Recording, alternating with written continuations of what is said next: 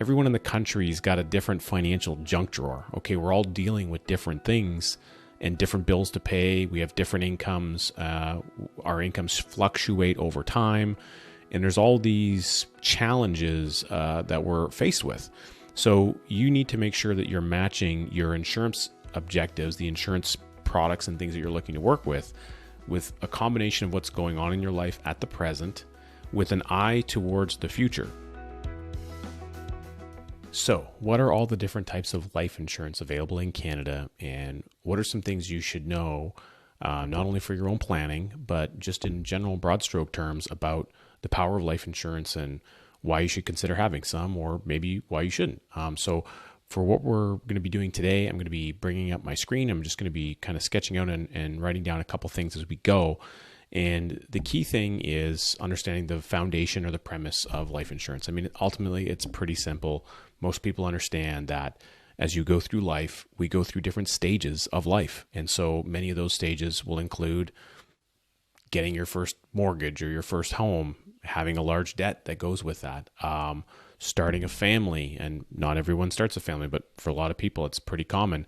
And then how do you protect that family if something were to happen to you? How does a death benefit show up with tax-free money to solve a lot of the pretty crazy problems that we leave behind when we leave planet Earth?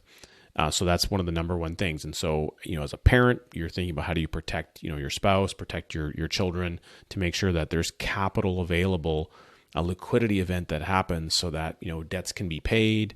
There's income there to help support the rest of the family for a number of years while they go through a transition period. There's a huge transition period when we lose a critical member of the family, especially an income-producing member of the family. Now, in a lot of households, and again, it really varies across the board. Everyone in the country's got a different financial junk drawer. Okay, we're all dealing with different things and different bills to pay. We have different incomes. Our incomes fluctuate over time, and there's all these challenges that we're faced with. So you need to make sure that you're matching your insurance objectives, the insurance products and things that you're looking to work with a combination of what's going on in your life at the present with an eye towards the future. So what's coming up, what's on the horizon that you need to be planning for? So things on the horizon would be, your mortgage is reducing over time potentially, or you need to upgrade the house because you're going to be getting a bigger house because the one you have just isn't big enough. You're expecting another child, or your kids are outgrowing it, as an example.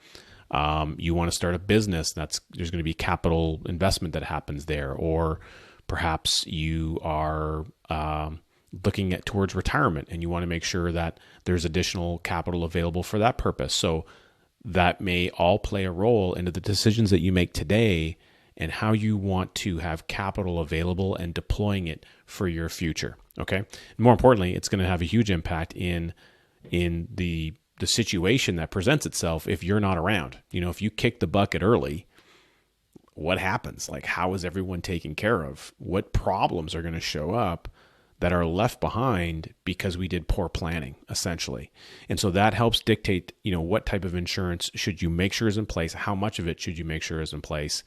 And then how do you want to see that that's provided to the family in a certain way? Because even beyond just the insurance contract, you can also set things in place to ensure that capital actually produces an income for the family, because maybe what they need isn't just paying off debts. Maybe what they need is stability of income.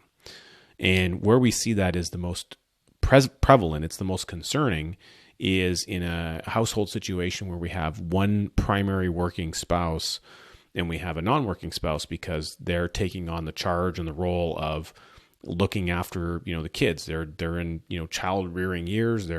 They've taken on that most important job of looking after the growth and development of the next generation of the children. And so there's a decision that's made where it doesn't make sense for that partner to go back to active work. If that's the case, the longer that individual is away from active work, well, the harder it can be for them to get back into the working industry. So if we lose the primary breadwinning partner, that person's gone, they've died prematurely, which, by the way, that's how it happens for most people, and there's not an influx of capital, this other individual that's left behind, not only do they have to do all the things they were already doing, they now also have to go and find work, find a job, create an income to continue to support their life, and it can be extremely difficult to do that. Now, everyone watching this, you've probably experienced or saw on your Facebook feed or something through social media where people are actively trying to raise capital. They're doing little fundraising events because a friend or a family member or someone passed away, and we need to help that family out with basic necessities because they didn't have anything in planned, or the insurance that they had, they let it lapse because they weren't watching their budget or whatever. These kind of things happen. So it's really important to make sure that you're considering insurance planning in your life, because it's not about, let's put it this way. Your life is going to go on. And then when you're gone, the people that you leave behind, their life is going to go on. So how we think about what we do today and how it impacts people in the future is really important. So we try to match those things together.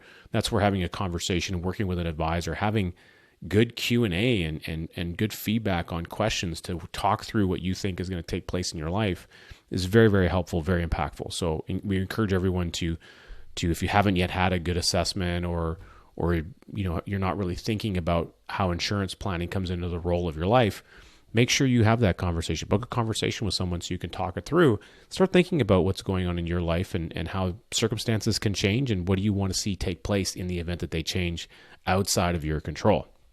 All right, so let's bring up my screen here, and I'm just going to jot down a couple things. So basically, there's three, primary ways that people get insurance in Canada. There's term insurance, and then there's a form of permanent insurance.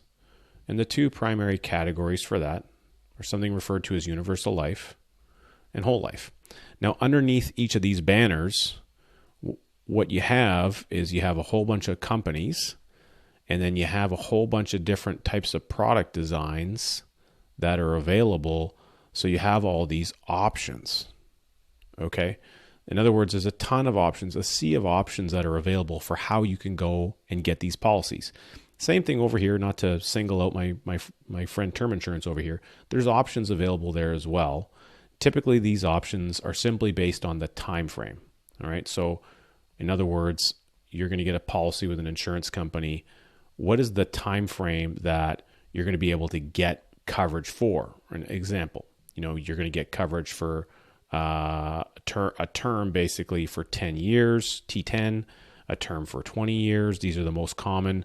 Sometimes you see a term for 25 or for 30, but far and wide across the board, a term 10 or a term 20 are the most common term products available in Canada today that are most widely sold. At least these are the ones I see most frequently. There's nothing right, wrong, or indifferent about any one of these things on the screen. They're just tools. How that tool interacts with your life and how does it match or meet an objective that you have that you're looking to solve. That's what matters. Now, a lot of people don't realize that within these buckets here, or these different types of products, we can also add on something that's referred to as a rider or riders. Okay. Riders are options. They're flexible options. They all come at some kind of a premium allotment. It's all actuarially calculated by the insurance company. But these riders can allow you to do a variety of things. Now, for me, what I find for myself in my own practice and what's very common, we spend a lot of our time and effort speaking to people, teaching and training them about the advantages of using an insurance contract for its living benefits. Okay.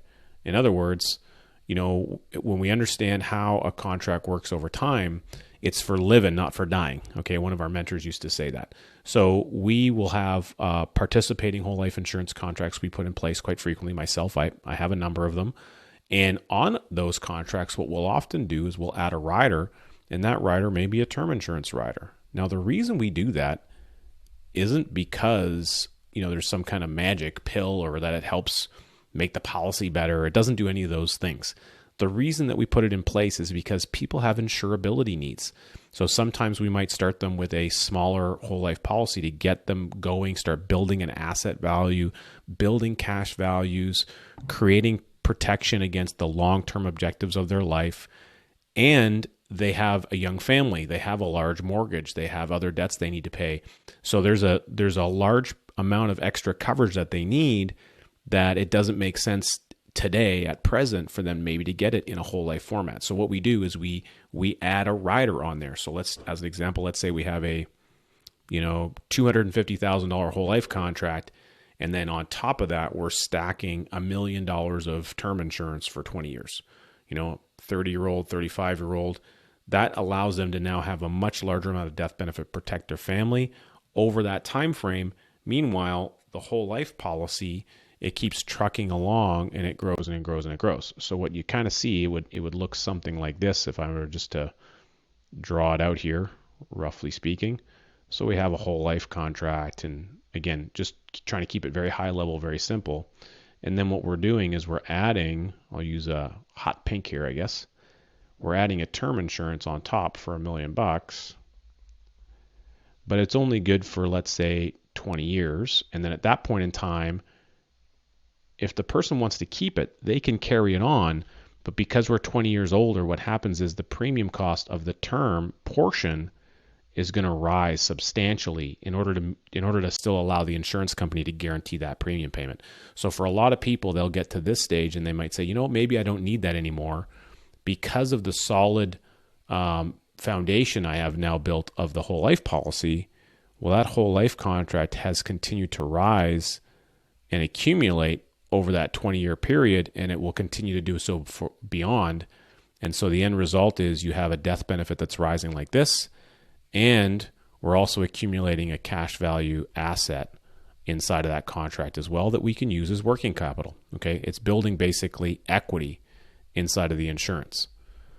So this is a multi-pronged kind of approach to meeting the objective of making sure the family's taken care of up front. It would be important with an insurance professional to do what's called a needs assessment. You actually look at who's making income. What are the obligations that we have? Are we planning for a kid's education account? Is that really important to you? Do we want to make sure there's money left, to the parents because of something they did for you guys? Is there any third-party person we owe? Do we want to make a special contribution to our church or to, the Cancer Foundation or the MS Society, like some cause that you value deeply? Is there some other thing that we need to make sure is looked after in there? That all gets buttoned up into a needs assessment. And then that says, hey, look, this is how much coverage we actually need.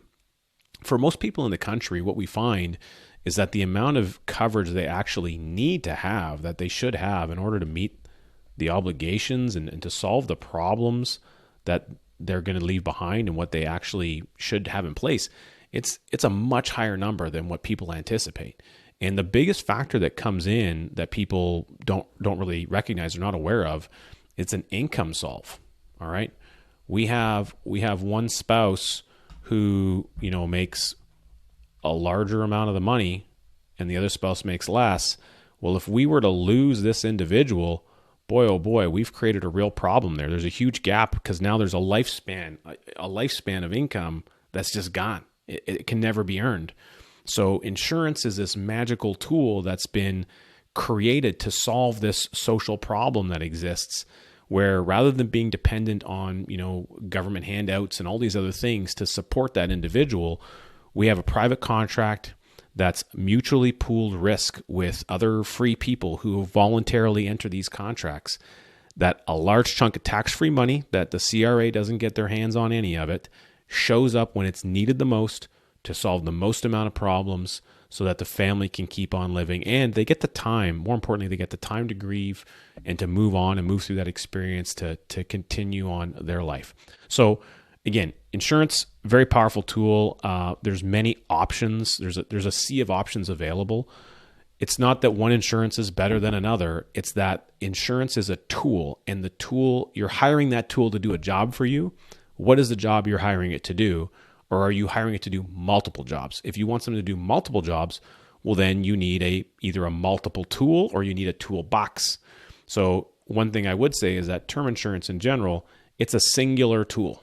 It only does the job of one thing. And it only does the job of one thing for a period of time. And if you're at the end of the clock on that period of time and your life hasn't gone the way you anticipated, you didn't get your mortgage paid for, or something came up along the way, what a lot of people find is when they get to the end, they're not situated the way they wanted to be, and they still need that insurance coverage, but now the premium's going to go up.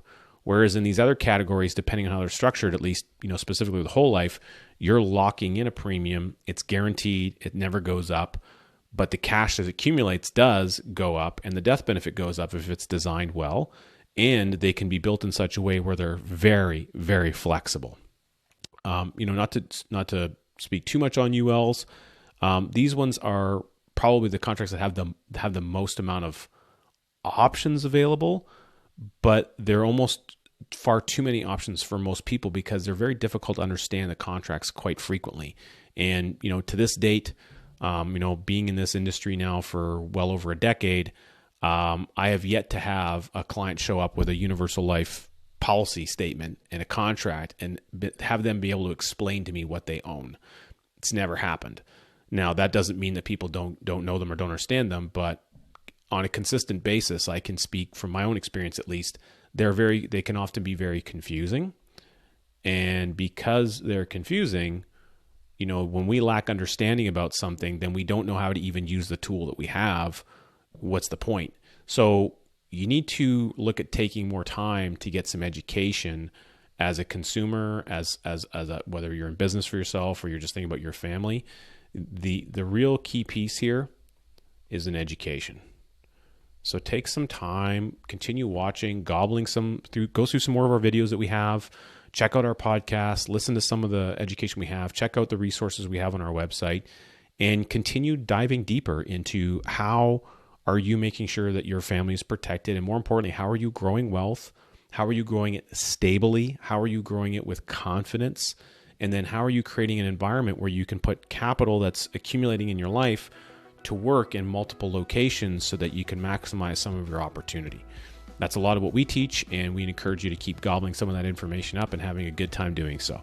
I hope this was helpful, a little bit of a crash course on insurance in general in Canada, and make sure to check out our next videos. Thanks.